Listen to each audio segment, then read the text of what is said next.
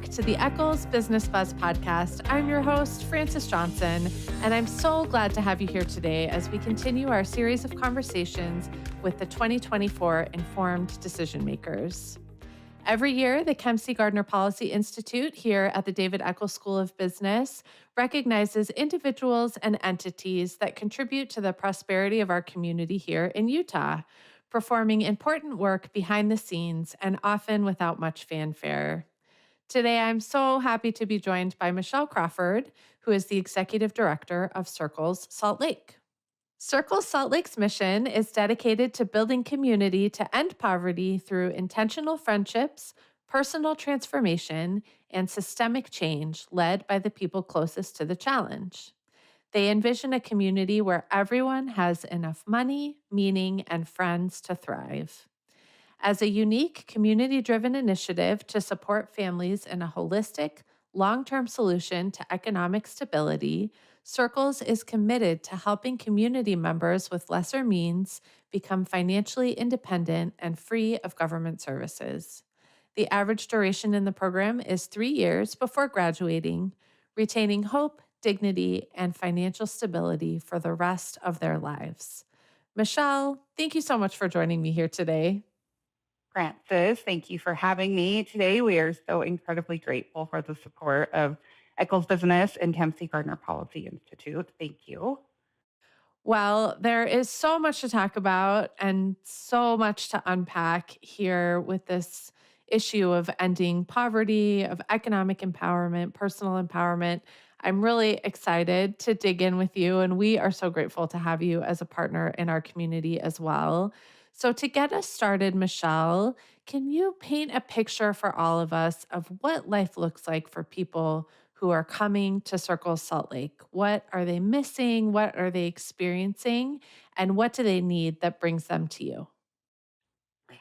Yeah, so something that was really quite surprising to me when I first learned about circles and the model of circles that was created 25 years ago is it was inspired partly by research that showed that most people living in poverty have about 0 to 2 people they can call on in a time of need. So for a lot of us, if we think about, I popped a tire on the freeway, right? We probably have a pretty decent list of people that we can call on, and sadly, most people in poverty just really don't have that community of support, and that's what they're missing. So the connectedness in the community, access to social capital, even knowledge of what social capital is, and just that someone to cheer them on as they navigate the barriers and work towards achieving upward mobility. I'm so glad that this is where we've started, Michelle, because I think that it can be easy for us to have misconceptions about people who are in poverty, especially if we are in a financially stable situation, if we are in an environment where we have lots of people that we can call on. And I think the model of circles is so important for us to understand because it brings out this issue that we're not just talking about, I have money or I don't have money, but we're talking about, I have people who can help me navigate unfamiliar situations. I have a safety net of people and resources if I lose a job or if someone in my family gets sick. It's not just this black and white experience, right? And I think this applies also to our students and to our alums, that many of them are coming from a wide variety of backgrounds, a wide variety of circumstances, and they don't always have someone in their family who maybe has gone to college who can guide them through that experience. So, thank you for highlighting we're not just talking about, do I have money? Do I not have money? Do I have a job? Do I not have a job? But we're talking about what is the social environment that I need to thrive in other ways in my life. Yeah, and thank you for mentioning students because I think sometimes we might lose sight of our college and university students, right? Because they're in school, so maybe we still see them as children, but they're not. They're now adults, right? And so having access to community and even just stability in food and housing is just as prevalent and when you're in school in college. Absolutely. So key. We actually did some research in the Eccles School population and found that 1 in 4 students reported that they didn't know where their next meal was going to come from. That's a lot. That's a lot of that's a lot of people, and certainly I think we can extrapolate that into our community as well. And for all of us, if we don't have food, a secure source of food, a secure source of housing, a secure source of money, it's so much harder to succeed in our classrooms, in our jobs, and in our communities. So, talk to us about these people who are in our community but are isolated from the resources that they need and from the personal support that they need. How are they referred to circles, and what does it sort of look like as they become part of this program? Well, we certainly couldn't do anything that we do without our community partners. So it's critical for us. We are on social media, we have a website, but really the best success we have with people getting referred to circles um, is mostly word of mouth. So the real stories from people who have experienced poverty or possibly are still currently experiencing poverty, but have experience at circles really helps those who might be skeptical or don't understand or might be intimidated even or don't believe in it, right? Because most people don't have this social network. And so they don't really believe that there are strangers out there that would support them and kind of link arms with them as they go on this journey. So word of mouth has been our biggest source of referrals. But for those who are interested in participating, there's no cost to participate. And what we're looking for, we're trying to find families or individuals who are at or below 150% of the federal poverty level. We do need them to have some form of stable housing and reliable transportation because it is a very dedicated program. So knowing that they can show up every week when we meet is very important. I don't ever want to set somebody up to fail. And then anybody who's receiving any kind of support in substance use or is in recovery or some kind of mental health challenges, we do ask that they've at least had 6 months under their belt of treatment, just to make sure that they're in a good stable place again, so that we're setting them up for success and to ensure just overall safety for everyone in our community. I love what you say, that you don't want to set anyone up to fail, right? We want this to be a successful experience. You want this to be a successful experience for them. Once they're in the program, what does it look like? You mentioned meeting once a week. What are the other things that, right? 3 years is a long time to dedicate to a program. So, talk to us about what it looks like once they're there. What are the things that they're doing? Who are they connecting with? And what's the experience for them? Yeah. So once somebody starts their circles journey, they're going to start with the 12-week training. So we do this as an introduction to what circles is and to provide some training around just the understanding of poverty. So they may be living it, but there's a lot that comes along with that. The social norms of the different income classes. And then they learn the things that we all want to learn, right? Budgeting, goal setting. We teach them to dream and pursue those dreams. I mean, one of our sections of that 12-week training is dream boards. So we're not here to tell them what their life looks like on the other side of poverty or how to get there. We're here to empower them, to support them, to say, what do you think life looks like for you on the other side of poverty? And then we build that social capital and the resources and the support around them to help them pursue those goals that they've set. I think this is so important for all of us, whether we're experiencing poverty or not, but particularly when we've been in maybe a resource constrained environment, that we don't have to only think of our life within those limits that we are currently experiencing. And again, I think this is such a great thing for our students and for our alums to know as well, that whatever sort of box you feel like you're in right now, you can think and dream beyond that. This idea that other people are not the ones to tell us what our life looks like, what degree to get, what job to get, but that we can really think big about all of those things. So, talk a little bit about this program and how it's different from some government assistance that might be available. I know in the intro we mentioned one of the goals of Circle Salt Lake is to get people away from that assistance entirely. But certainly there are programs, for example, through the Department of Workforce Services. Talk to us about how this model is different. I love this part because I love the model. I mean, I volunteered for Circles for 5 years before I stepped into this role. So I was in the corporate sector and very much passionate about community and community support and community engagement. Once somebody completes that 12-week training, then they have a decision to make. So they take what they've gained. Like we certainly want to give some value to that 12-week training. So if that's the most that somebody can do, then they are taking the tools that they've gained during that time frame and applying those to what their goals are, or they can commit to move forward. And committing to moving forward means that you are going to be a certified circle leader. So the participants that we serve, these families and individuals who are experiencing poverty, who've made a commitment to themselves and their families to move out of poverty, are called circle leaders. And that goes back to what I said about, we're not telling them how or what to do. So they're leaders because they're leading their circle that we build around them. They're leading their journey out of poverty. And that means they get matched with allies. So that's a role that I fulfilled when I was volunteering for Circles before becoming part of the staff. And an ally is a community volunteer. Um, I think allies are magical. They would probably giggle at me to hear that, but allies commit to nothing more than being a friend to a circle leader. So, not a case manager, not a social worker, not even a mentor. We're kind of careful with that term as well. Like, really just becoming a friend. So, we're building that bridge between income classes.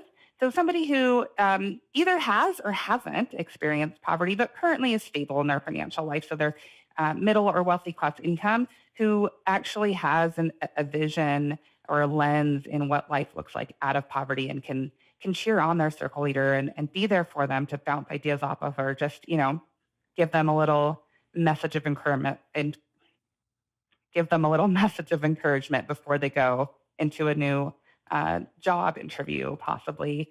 And then our circle leaders are also introduced to our resource teams. So we have 5 different resource teams, again, all volunteer led, who help to identify and then connect the resources that are available to our circle leaders. And then this is a long term commitment. So it's a minimum 18-month commitment. That 3 years is an average, and sometimes it takes longer, and we're okay with that as long as our circle leaders are participating and they're communicative. So we have ongoing weekly meetings. We meet as a community every Thursday night. Families are invited, the community is invited. We all share a meal, so it's that community connectedness, the breaking of bread together. And then we also have a children's program so that while the adults are working on their goals or meeting with their allies to make some steps for what's next to tackle, they might even be receiving some kind of training if we've brought in a community partner to provide some education that evening. Then we have these amazing children's program volunteers who are kind of doing the same with our kids, teaching them a lesson and then just building that community amongst our children's program, so that the parents can really focus on why they're there. And then they get the support of a dedicated coach. So we have coaches on staff that work directly with our families and in with them outside of those meetings just to see how things are coming along. How are things working in the circle of their resource teams and their allies that we built around them, building relationships. So that's really, I'm sure you've picked up on a big part of what we do. I just love this because I think in a business school or the business world, we can think business and sort of economics is separate from everything else. And I think the model that Circles has really shows us that our economic health as a community, our economic mobility as a community really depends on this connectedness and everyone having an opportunity to progress personally, financially, economically. Like we can't separate our community from our money and our business, right? It's all connected. Yeah. I don't know anyone who could do it alone, right? Like we all thrive with that circle of support around us for sure. And what a great example of how we can all be part of other people's success, right? Such a volunteer driven and such a volunteer supported model just shows there's a chance for all of us to help and to share our expertise. And I also think this model also, if we can see it Okay, what am I trying to say? This model also illustrates that old adage, right? If you can see it, you can be it. So we all need someone to look up to. We all need to see a path of possibility if we're going to have the hope and the endurance and the stamina to work towards it. We have to know where we're going. I will also say I've been to a circles meeting and I participated in the children's group and it was Indian dancing and it was so Oh, fun. It was super fun. So we're also not talking about just like drudgery, right? Like learn how to budget, learn how to, those things are so important. Of course, I don't want to discount them, but we're talking about a welcoming, friendly environment that includes those elements of success as well. So there are lots of places that people can go to get help, people in need, including government programs like, for instance, through the Department of Workforce Services. So talk to us a little bit, Michelle, about how the circles model is different and maybe better. I don't know. You can say that, but how it's different from some of the other, maybe more traditional services that are available to people. I won't say that Circles is better, but I will say that Circles is unique. Um, and in the way that we commit to the long term. So, like I mentioned, the minimum participation is 18 months. That average time, and this is network wide, is about 3 years for somebody to get all the way out of poverty. But some people need more help and more support. Their starting points are different, so it could take longer. Um, so what I love about the way Circles works is that we know that we can't do it alone. So we need our community partners. We absolutely need Department of Workforce Services. They're a critical partner to us, and unique in the way that Utah is set up.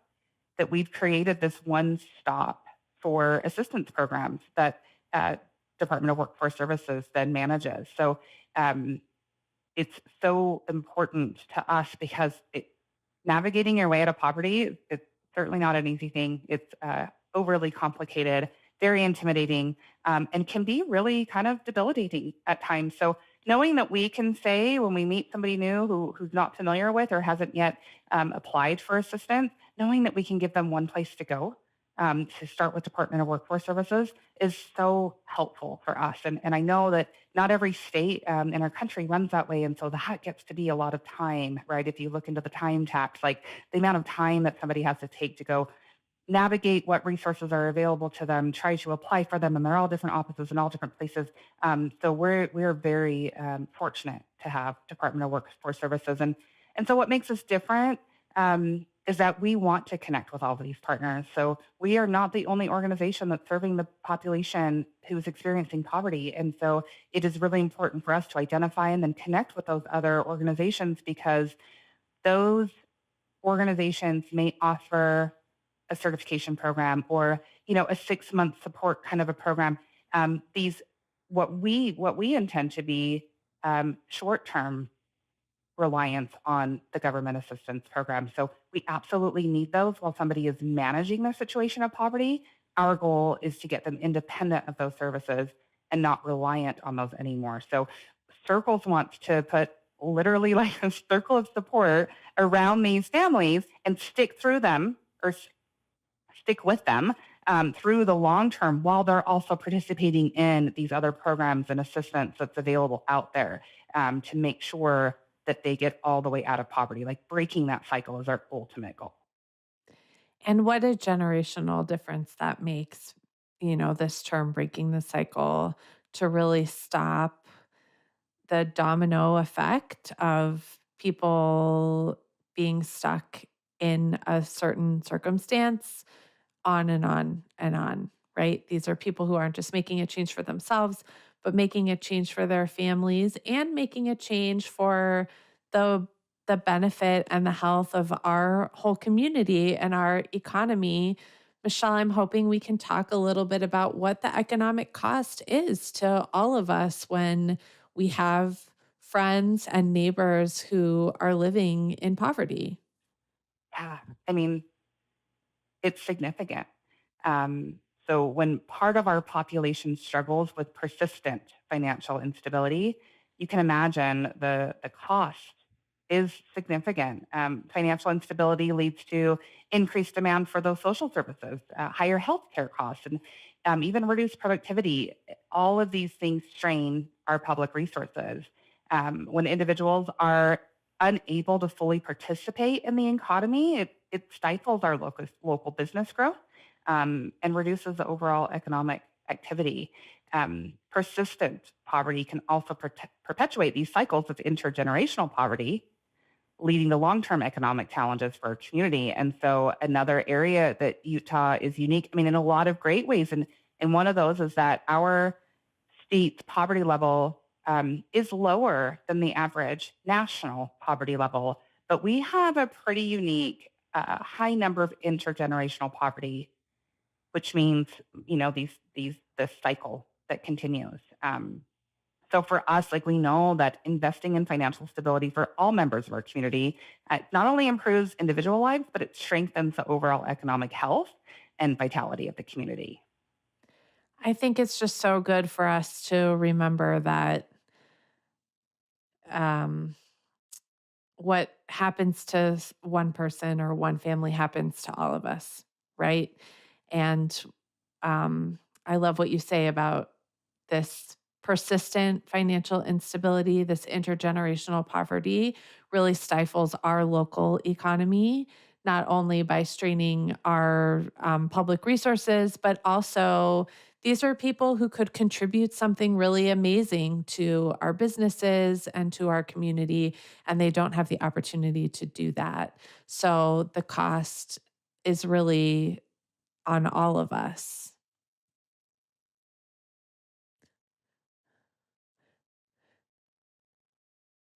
Talk to us, Michelle, about how you've seen the program change over time. And I think you have a really unique perspective as having been a volunteer and now running the organization yourself. Is there more demand, more people coming to circles? Are the needs that they are addressing different? How have things sort of shifted over time? You know, we've all felt the strain of the economy in recent years. There's the cost to just about everything has increased, and everybody's feeling it. The results of that, in a lot of cases, is people are working more hours. Maybe they've taken on second and third jobs. So while their stress has increased and the demand for something like circles should increase as well, we're finding that a lot of people just have less availability to commit to something like circles. They're exhausted, or they really just don't have the time, right? Because they're working so much more just to try to keep up. So the demand is higher, but the availability of people to commit is a challenge. If I think back to when I was volunteering to now, um, it's hard for me to put words into what I've seen um, of the resiliency of the circle leaders. They have remained committed. So just a couple years ago, like when gas prices spiked, I just thought, oh my gosh, ooh, what's going to happen, right? Because if you can't afford to put gas in your car, you can't get to work. And if you can't get to work, you can't get paid. And if you can't get paid, right? I don't really need to spell this all out. So I was so worried about, oh my gosh, I was ready. I had some friends just on standby to say, if I do a drive for like gas cards, could you help me out? I don't know what to do here. And that's not really what we do at Circle. So I really try not to drift for our mission. Like, we're really not looking to give handouts. We're really just looking to give that support and maybe some guidance and maybe some cheerleading and, connection to resources. Um, and it never happened. Our circle leaders are so incredibly resourceful. They are so committed once they start circles to this goal that they've set, and they see what life looks like. They get a little glimpse into what it looks like on the other side. And so, I can't. I can't not mention, like, when I stepped into this role, so going from volunteer to staff, that was the beginning of 2022. I was over the pandemic. I didn't wanna talk about it anymore. I didn't even think about the fact that I was taking over an organization. No one wants to talk about the pandemic ever. I know. No, we don't. We don't want to, but, like, getting volunteers, to come in person, I mean, that's really the magic that happens is these weekly meetings when we get together with our family. So having, like, we were so low on volunteers, it was really hard for us to get good, consistent, attendance by the families that we were serving. Everybody was kind of shaky on just in person and kind of out of practice with how to right? How to do all of it. Um, but that's changed. So I'm really excited to say, like, we've more than doubled our volunteers. We've more than doubled our circle leaders. The amount of support that we've gotten from the community in the last couple of years has been absolutely incredible. So we're very fortunate that way. So, but I will say, like, I can't ignore the fact that that period of time that we nobody wants to talk about anymore did absolutely impact every person on this planet. It doesn't matter what your level of income was. And mental health is a huge part of that. So that's one of the biggest changes that we've seen over the last few years is that struggle with mental health and then the accessibility to support to staying healthy that way has been pretty significant for us. I think you're so right. We were all impacted by the pandemic that shall not be named, economically, personally and emotionally. And, I look back and think of the community that I had to support me through that difficult time. My mom FaceTiming with my kids for an hour every day to read to them so I could take a shower, these things. And I think if we all think back to how we experienced that, it is just another highlight of how important community is and how much we need other people to help us get through any kind of traumatic experience, right? Whether it's health related, whether it's mental health related, or in the case of the work that Circles does, financial trauma or financial need. Um, we've said it a million times, I'll say it again, we just need each other, right? And I think one thing that was interesting to me about the pandemic is how it really kind of leveled the playing field in some ways. We all, regardless of our income, regardless of our identity, regardless of where we lived, we were all experiencing the same thing. And I think while we don't want to think about it and talk about it, in some ways it's good to remember that and remember how we felt, a wider sense of community and that a rising tide really lifted all of our boats.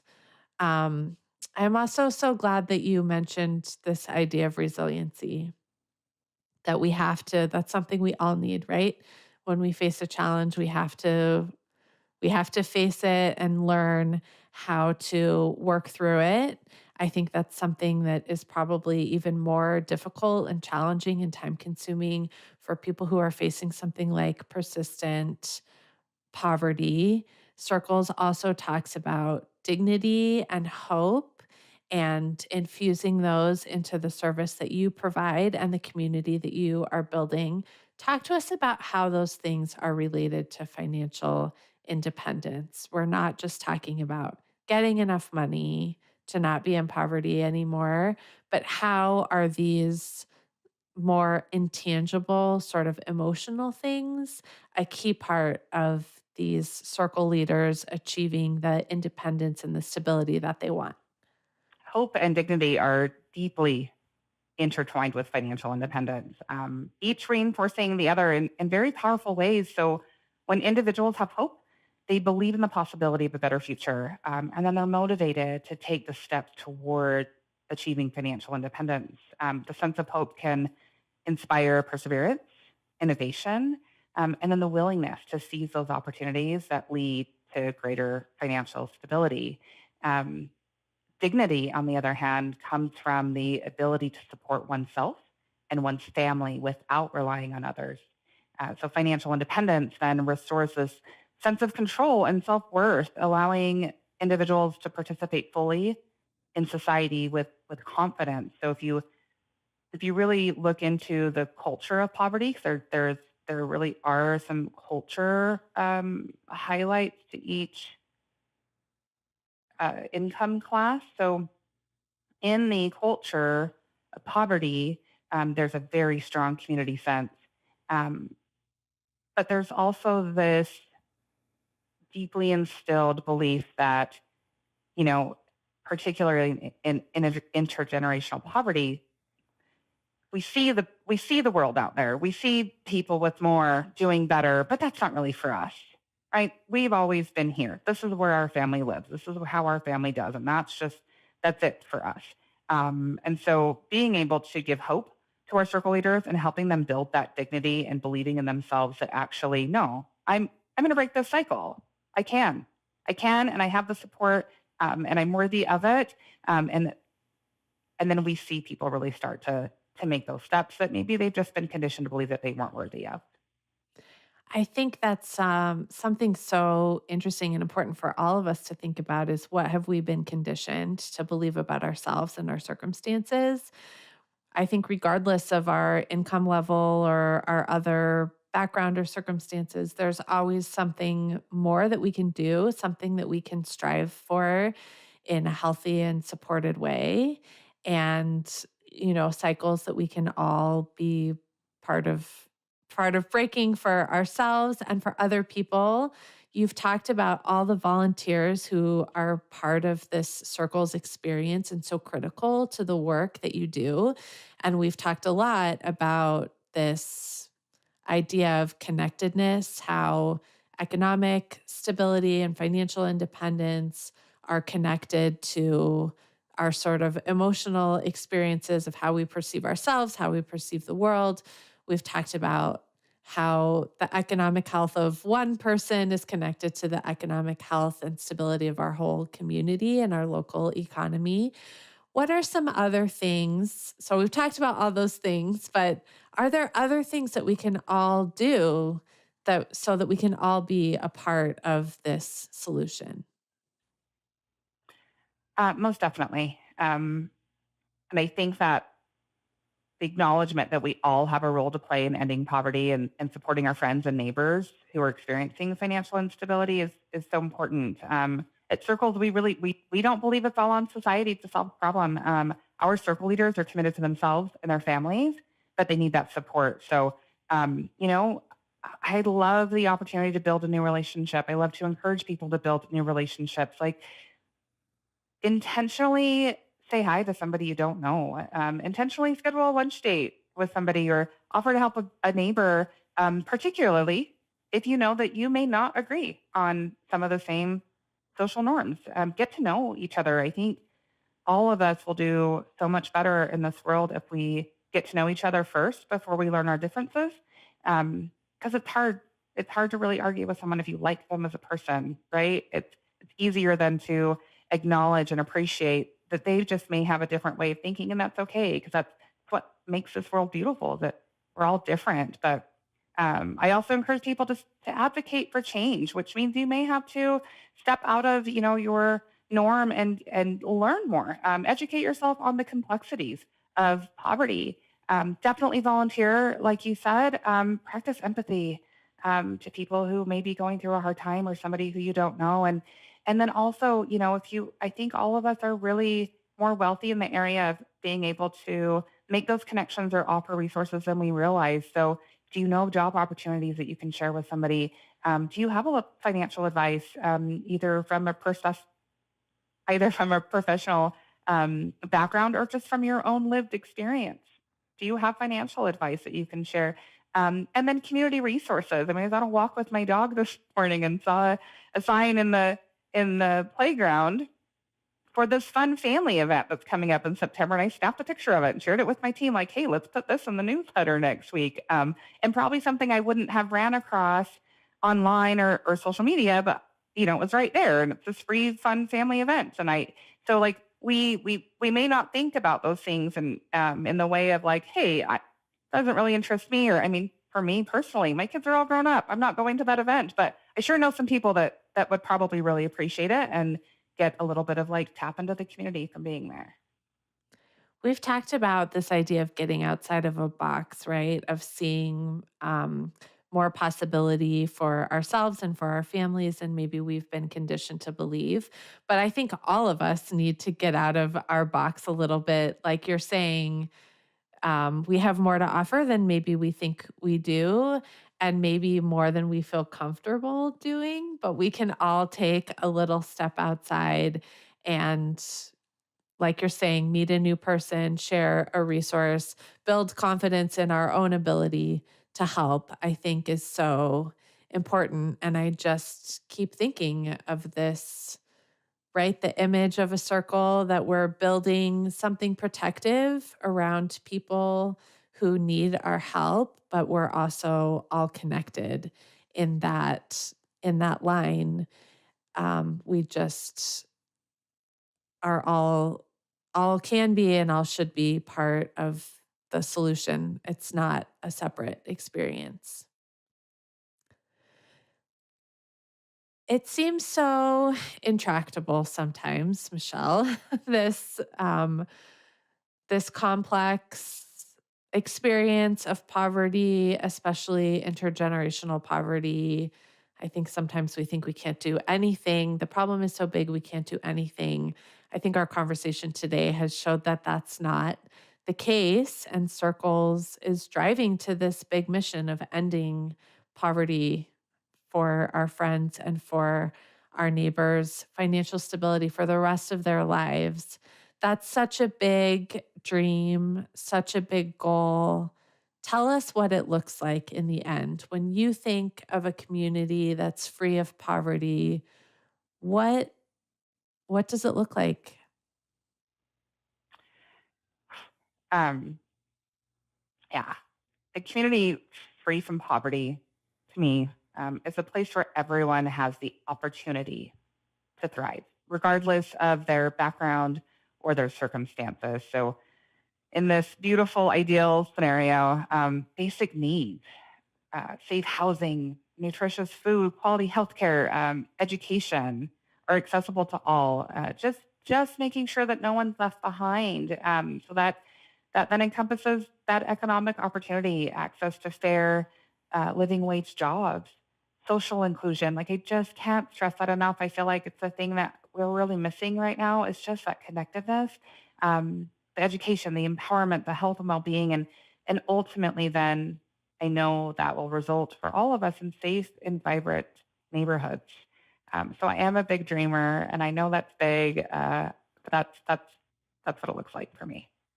And I think that's a place, why wouldn't we all want to be there, right? Why wouldn't we all want to be working towards that and living in that kind of community where everyone has the opportunity to thrive in the way that they want to? It's a good dream for all of us. Michelle, I'm so grateful to you for being here today. Thank you for sharing your dreams with us and for the work that you're doing in our community. I've loved having you as a guest.